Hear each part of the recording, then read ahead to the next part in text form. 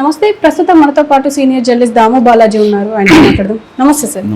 Sir, India cease fire ప్రకటించినప్పటికీ ఇంకా బార్డర్లో కాల్పులు జరుపుతూనే ఉంది పాకిస్తాన్ అని చెప్పేసి వార్తలు ఉన్నాయి. కానీ ఇప్పుడు మేము సీజ్ ఫైర్ అంటే వేయలేదు, ఇంకా మేము కూడా తిరగబడతాం అని అంటున్నారు. అసలు ఈ సీజ్ ఫైర్ ఉందా లేదా, అసలు ఏం జరుగుతుందంటారు? యాక్చువల్గా 3 రోజులకు ముందు స్టార్ట్ అయిన ఆపరేషన్ సింధూర్ ఏదైతే ఉందో 7వ తేదీ అర్లీ అవర్స్లో, ఆ సింధూర్ ఆపరేషన్లో మొదట మనం పోయి 9 ప్రాంతాల్లో మనం అటాక్ చేసాము. 24 బాంబులు మనం వేసాం, మిసైల్స్ అనండి ఏదైనా 24తో అటాక్ చేసాము 9 ప్రాంతాల్లో. సో దీంట్లో మనం కంప్లీట్గా సక్సెస్ అయింది. మనం అనుకున్న ప్రాంతాలని ఖచ్చితంగా ప్రెసిషన్తో కొట్టగలిగాము. మనం నాన్ మిలిటరీ నాన్ సివిలియన్ ఏరియాలు అనుకున్నా అవే కొట్టాం. పాకిస్తాన్ దాన్ని వేరే రకంగా మసీదుల మీద, ఇండ్ల మీద, కాలేజీలు, స్కూళ్ళ మీద వేశారని చెప్తుంది. సరే, వాళ్ళ ప్రాపగండా ఎలాగున్నా మనమైతే అనుకున్న లక్ష్యాన్ని సాధించాం, సైలెంట్గా ఉన్నాం అనేది అనుకున్నాం.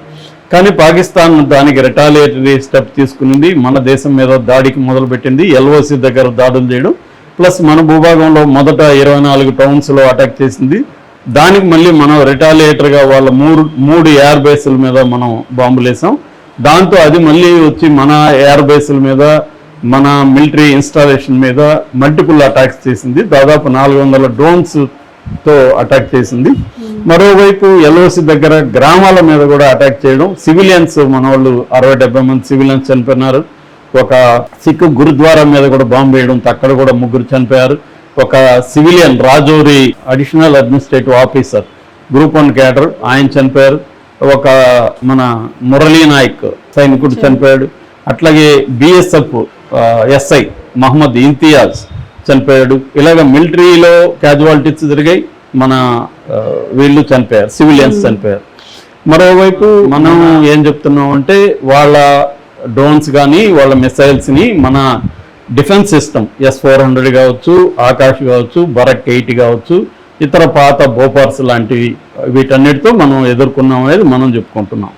సో ఈ క్రమంలో ఏమైందంటే, యుద్ధం ఊపులో ఉంది. మనం నిన్న కూడా 11 ఎయిర్ బేసెస్ని అటాక్ చేసాము. అవన్నీ విజువల్స్ కూడా రిలీజ్ చేశారు. ఎప్పటికప్పుడు మీడియాకి కూడా మన foreign secretary and Sofiya Qureshi and Vyomika Singh ముగ్గురు కూడా బ్రీఫింగ్ ఇస్తున్నారు. సో అంటే మొత్తంగా మనం డామినెంట్గా ఉన్నాము, మన ఫోర్సెస్ని తట్టుకోలేకపోతున్నారు. ముఖ్యంగా మన ఎయిర్ డిఫెన్స్ S-400 చాలా స్ట్రాంగ్గా ఉంది అన్న ఒక వాతావరణం ఉన్నప్పుడు పాకిస్తాన్ భయపడుతుంది. పాకిస్తాన్ బాగా దెబ్బతినింది. మిలిటరీలో అక్కడ తిరుగుబాట్లు ఉన్నాయి, మునీర్ అసలు కనిపించట్లేదు. ఇలాంటి ఒక అట్మాస్ఫియర్లో సడన్గా ఎవరు ఊహించని రీతిలో సర్ప్రైజ్ అంటే ఇదే ఈ యుద్ధంలో అతిపెద్ద సర్ప్రైజ్. ఏదంటే మిగతా అంతా సర్ప్రైజ్ కాదు, ఇది అతిపెద్ద సర్ప్రైజు. ట్రంప్ సడన్గా 3 గంటల మధ్యాహ్నం తర్వాత ఆయన ఒక ట్వీట్ చేశాడు. అదేంటంటే, రాత్రంతా సుదీర్ఘమైన చర్చల తర్వాత ఇండియా అండ్ పాకిస్తాన్ ఇద్దరు కూడా కాల్పుల పర్మనెంట్గా, ఫుల్ అండ్ పర్మనెంట్ కాల్పుల విరమణకి ఒప్పుకున్నారు.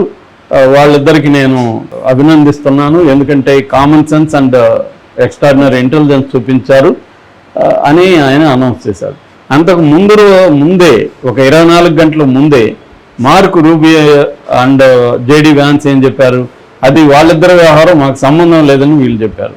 కానీ సడన్గా 24 గంటలు కాకముందే ఎట్లా ఆయన అన్నాడు అంటే, క్లియర్గా తెర వెనుక ఏదో జరిగింది, బ్యాక్ ఛానల్స్ అంటారు. ఈ బ్యాక్ ఛానల్స్ ఏదో జరిగి మొత్తానికి యుద్ధాన్ని ఆపేశారు. సరే, ఆ తర్వాత మన foreign secretary Vikram Misri announce చేశాడు, ఇట్లా వాళ్ళ DGMO director general of military operations, మన director general of military operations ఇద్దరి మధ్య చర్చలు జరిగాయి. ఇద్దరు యుద్ధాన్ని ఆపేద్దామని అనుకున్నారు. సో 5 గంటల నుంచి కాల్పుల విరమణ ప్రకటిస్తున్నాం. 12వ తేదీ మళ్ళీ చర్చలు జరుగుతాయి, అప్పుడు ఇంకా మోర్ క్లారిటీ వస్తుంది అనేది అనుకున్నారు. మిగతా విషయాల గురించి ఏం మాట్లాడలేదు. మిగతా విషయాలంటే, మనం ఇండస్ రివర్ వాటర్ ట్రీటీ సంబంధించి మనం అబేయన్స్లో పెట్టాము, దాని మీద చర్చ లేదు. తర్వాత మనం బైలాటరల్ ట్రేడ్ని ఆపేసాము. తర్వాత వాగా బార్డర్ ఏదైతే ఉందో ఆ బార్డర్ని మనం ఆపేసాము. తర్వాత డిప్లొమాటిక్ మిషన్స్ని ఆపేసాము. వీసాల్ని క్యాన్సిల్ చేశాము. ఈ చర్యలు ఉంటాయా లేదా చెప్పలేదు. అట్లాగే మన దేశంలో దాదాపు 32 ఎయిర్పోర్ట్లు క్లోజ్ చేశాము. చాలా చోట్ల బ్లాక్అవుట్లు, కర్ఫ్యూలు ఉన్నాయి నార్త్ ఇండియా అండ్ వెస్ట్రన్ ఇండియాలో. వాటి పరిస్థితి ఏంటి అనేది కూడా డిక్లేర్ చేయలేదు. ఏదేమైనా కాల్పులు అయితే ఆపేశామని చెప్పారు. మొత్తానికి ఒక రకంగా ఊపిరి పీల్చుకుంది ఇండియా. ఎందుకంటే యుద్ధం వల్ల పాకిస్తాన్కి ఎక్కువ నష్టం జరగచ్చేమో కానీ ఇండియాకి కూడా ఆ రకమైన నష్టం ఉంటుంది. 2 చోట్ల కూడా స్టాక్ ఎక్స్చేంజ్లు మంది తక్కువ నష్టం జరిగి ఉండొచ్చు, వాళ్ళకి దాదాపు 12% కరాచీ స్టాక్ ఎక్స్చేంజ్లో 12% పైన కుప్పకూలింది.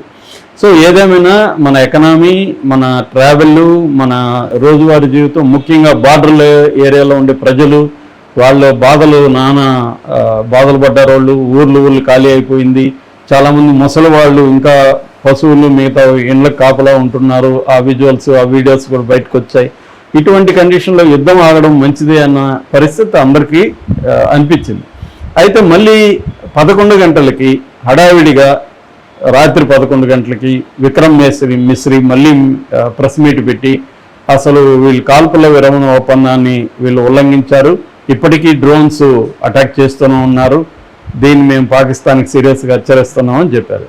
దీనికి సమాధానంగా పాకిస్తాన్ అని చెప్పి ప్రకటించిందంటే ఫారిన్ ఆఫీస్ అంటారు, ఫారిన్ ఆఫీస్ పాకిస్తాన్ వాళ్ళు అనౌన్స్ చేసింది ఏంటంటే మేము ఏమి ఉల్లంఘించలేదు, వాళ్ళే కొన్ని చోట్ల ఉల్లంఘించారు, దానికి మేము రిటాలియేట్ చేస్తున్నాం అని పాకిస్తాన్ చెప్పింది. అంటే ఈరోజు అర్లీ మార్నింగ్ వరకు కూడా కాల్పుల మోత జమ్మూ కాశ్మీర్లో చాలా ఏరియాల్లో వినిపిస్తూనే ఉందని జమ్మూ కాశ్మీర్ ముఖ్యమంత్రి ఒమర్ అబ్దుల్లా కూడా ప్రకటించాడు. అంటే క్లియర్గా పాకిస్తాన్ కాల్పుల విరమణని ఉల్లంఘిస్తూ ఉంది అనేది అర్థమైంది. ఆల్రెడీ ఎల్ఓసి దగ్గర ఉల్లంఘించింది, ఎల్ఓసి దగ్గరే కాకుండా ఐబీ బార్డర్లో కూడా వాళ్ళు కాల్పుల విరమణని ఉల్లంఘించి వాళ్ళు డ్రోన్స్, బాంబులు వేస్తూనే ఉన్నారు. సో ఇప్పుడు ఇండియా కూడా రిటాలియేట్ చేయాల్సిన పరిస్థితి. అందుకని ఇండియాకి సంబంధించి కూడా మిలిటరీ ఎక్కడెక్కడైతే సన్నద్ధంగా మోహరించి ఉందో వాటి ఏవి వెనక్కి అయితే తీసుకోలేదు అని కూడా అంటున్నారు. ఎందుకంటే ఒకవేళ పాకిస్తాన్ దొంగ దెబ్బ తీసే అవకాశం ఉంది. ఎందుకంటే ఇప్పుడు మనం ఇండియా పాకిస్తాన్ మధ్య ఏది కూడా రిటర్న్ అగ్రిమెంట్ లేదు, విరమించుకున్నట్టుగా రిటర్న్ లేదు, ఓవరాల్గా మాత్రమే ఉంది. అది కూడా దీనికి సంబంధం లేని ట్రంప్ అనౌన్స్ చేశాడు. నిజానికి ట్రంప్కి ఏ రకమైన సంబంధం లేదు ఈ వార్తో. సంబంధం లేనివాడు అతను నేనే ఆపేశాను యుద్ధానని అతను క్లెయిమ్ చేసుకుంటుంటే, అతను కాదు ఆపింది, మేమిద్దరం ఆపామని మన వాళ్ళు చెప్పాలి కదా, కనీసం చెప్పలేదు. పోనీ ట్రంపే ఆపాడనన్నా చెప్పాలి కదా, అది కూడా చెప్పలేదు. అంటే సైలెంట్గా ఉంటున్నారు, తేలిగుట్టిన దొంగంటారు కదా, అలా సైలెంట్. ఎందుకంటే ట్రంప్ ఆపలేదని చెప్తే ట్రంప్కు మళ్ళీ ఎలా తెలుసురా మీరు ఆగినట్టుగా, ముందే ఎలా అనౌన్స్ చేశాడని ప్రశ్న వస్తుంది. సో ట్రంపే ఆపాడంటే మీ ట్రంప్ ఆపితే మీరెందుకు ఆగారన్న ప్రశ్న వస్తుంది. అందుకని సైలెంట్గా ఉంటున్నారు, దాని మీద ఎవరు మాట్లాడట్లా.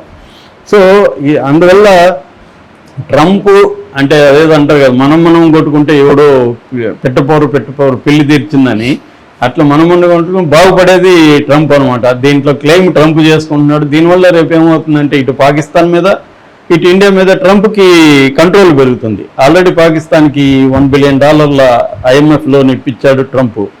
సో క్లియర్గా ఏంటంటే ట్రంప్ క్రెడిట్ ఈ యుద్ధంలో నష్టపోయిందేమో 2 దేశాలు, లాభపడిందేమో అమెరికా. ట్రంప్ మాత్రమే దీంట్లో బాగుపడ్డాడు తప్ప ఇండియా ఏం దీంట్లో బాగుపడింది లేదు. ఇండియన్ ఆబ్జెక్టివ్స్ ఏవి నెరవేరలేదు. పాకిస్తాన్కి పోయింది కూడా ఏం లేదు. మునీర్ నిజానికి హీరో అయ్యాడు ఇప్పుడు అక్కడ. సో వాళ్ళు అంటున్నారు కదా, వాళ్ళ మినిస్టర్లు వాళ్ళందరూ ఏమంటున్నారు, మునీరే చర్చలకి ముందుండి నడిపించాడని చెప్తున్నారు. క్రెడిట్ గోస్ టు అక్కడ మునీర్. పైగా మేము సక్సెస్ డే కూడా వాళ్ళు జరుపుకుంటున్నారు, థ్యాంక్స్ గివింగ్ డే ఈరోజు వాళ్ళు పిలిపించారు కూడా. అంటే క్లియర్గా పాకిస్తాను దీంట్లో నష్టపోలేదు, వాళ్ళ టెర్రరిజం ఏమి ఆగదు, వాళ్ళేమీ కమిట్ కాలేదు మేము టెర్రరిజం ఆపుతామని. ఊరికే మన ఒత్తిడి బెదిరింపులు, మళ్ళీ మీరు టెర్రరిజం చేస్తే మేము యాక్ట్ ఆఫ్ వార్గా మేము పరిగణించి ఏం చేస్తారు మీరు?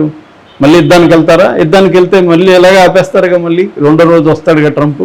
మరి 2 రోజులకి యుద్ధానికి ఎందుకు ఇంత గోళ, ఎందుకు ఇంత ఇది? యుద్ధమే చేయకుండా ఉండొచ్చు కదా, యుద్ధం ఏం సాధించాం అన్న ప్రశ్నలు అయితే వస్తున్నాయి. పైగా కాల్పుల విరమణ కూడా వాళ్ళు అమలు చేయట్లేదు. మరి అలాంటి దానికి ఇండియా ఎందుకు ఆపింది? ఇండియాకి మంచి ఊపు మీద ఉంది. అటుపక్క బలూచిస్తాన్ లిబరేషన్ ఆర్మీ రెడీగా ఉంది. ఇండియా కానీ సహాయం చేస్తే, వాళ్ళు నిన్న కూడా 39 ప్రాంతాల్లో వాళ్ళు అటాక్ చేశారు.